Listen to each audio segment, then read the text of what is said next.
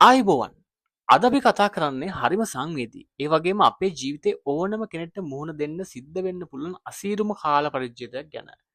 ඒ තමයි බ්‍රේකප් එකක්. ආදරේ කරපු කෙනෙක් තමන්ගේ ජීවිතෙන් අයින්ලා යනකොට දැනෙන වේදනාව. ඒක වචනෙන් විස්තර කරන්න අමාරුයි.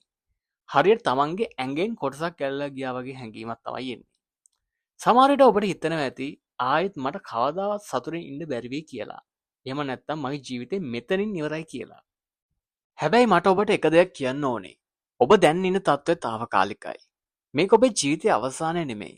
ඔබේ ජීවිතයේ අලුත් පරිච්ඡේදයක් ආරම්භය විතරයි.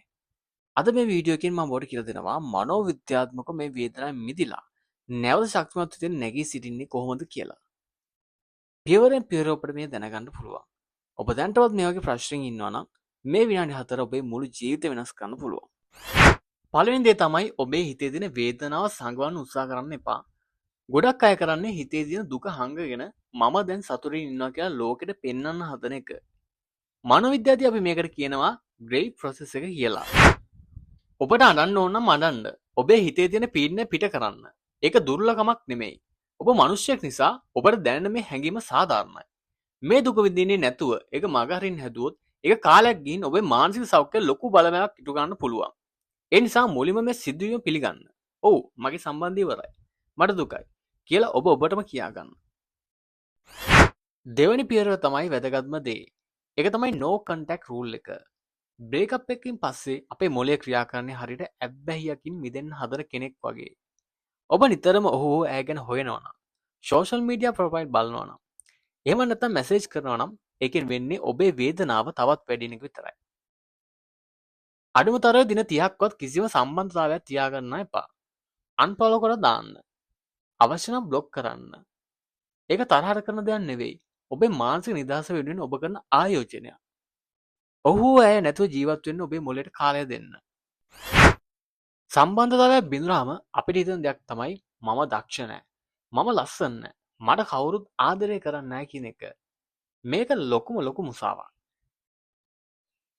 කෙනෙක් ඔබව දාලා ගියා කියලා ඔබේ වටිනාකම නම් අඩු වෙන්නේ නැහැ. රුපියල් 5000 කොලයක් පොඩි කළත් ඒකේ වටිනාකම තාමත් 5000යි. ඒ වගේමයි ඔබත්. අතීතයේ ඔබ අත්හැරලාපු ඔබේ විනෝදාංශ, ඔබේ ඉලක්ක නැවත පටන් ගන්න. ජිම් එකකට යන්න, අලුත් දෙයක් ඉගෙන ගන්න, පොත් කියවන්න. ඔබ සතුට කරන දේවල් වලට වැඩිපුර කාලය දෙන්න. හතරවෙනි රහස තමයි අර දාලගේ කෙනාව දෙවියෙක් වගේ හිතන එක නතර කරන එක. බ්‍රේකප් එකකට පස්සේ අපේ මොළය ක්‍රියා කරන්නේ අර සම්බන්ධතාවයේ තිබුණු හොඳ මතකයන් විතරක් අපිට පෙන්වන එක. ඒ නිසා අපිට හිතෙනවා එයා වගේ කෙනෙක් මට ආයෙ හම්බ වෙන්නේ නැහැ කියලා. හැබැයි මතක තියාගන්න ඒ සම්බන්ධය බිඳෙන්න හේතුවක් තිබුණා. ඒකේ තිබුණු රණ්ඩු, අපහසුතා, ඔබ විඳපු පීඩාවන් ගැන මතක් කරගන්න. එතකොට ඔබට තේරෙයි මේ මිනිස්සයා පර්ෆෙක්ට් නෑ කියලා. යථාර්ථයට අනිවාර්යයෙන්ම මුහුණ දෙන්න. අවසාන වශයෙන් ලෝකය මෙතනින් නතර වෙන්නේ නෑ. මේ විශ්වය ඔබට මීට වඩා හොඳ දෙයක් සූදානම් කරලා ඇති. හැබැයි ඒ අලුත් දේ ඔබේ ජීවිතේට එන්න නම් ඔබ පරණ දේ අත්හරින්න ඕනේ. තනියම ඉන්න පුරුදු වෙන්න. Tamanගේ ඇසුර ප්‍රිය කරගන්න. ඔබ තනියම සතුටින් ඉන්න ඉගෙනගත්ත දවසට ඔබට ගැළපෙනම කෙනා නිරායසින්ම ඔබේ ජීවිතයට සමීප වෙයි. එතකන් ඉවසීමෙන් සහ ආත්ම විශ්වාසයෙන් වැඩ කරන්න. මතක තියාගන්න. කාලය කියන්නේ හොඳම බෙහෙතක්. අද ඔබට දැනෙන මේ දරුණු වේදනාව තව මාස කිහිපයකින් hina වෙලා මතක් කරන්න පුළුවන් මතකයක් විතරක් වෙයි. ඔබ ශක්තිමත්. ඔබ වටිනා කෙනෙක්. මේ වීඩියෝ එක බලලා ඔබත් බ්‍රේකප් එකකින් පස්සේ හිත හදාගන්න උත්සාහ කරන කෙනෙක් නම් ඔබේ අත්දැකීම පාලින් කමෙන්ට් කරන්න. ඒක තවත් කෙනෙක්ට හයියක් වෙන්න පුළුවන්. ඒ වගේම මේ වීඩියෝ එක ඔබේ යාළුවෙක්ට වැදගත් වෙයි කියලා හිතනවා නම් ෂෙයා කරන්න. තවත් දවසක මෙවැනි වටිනා වීඩියෝ එකකින් හම්බෙමු. එතකන් ඔබට ජය.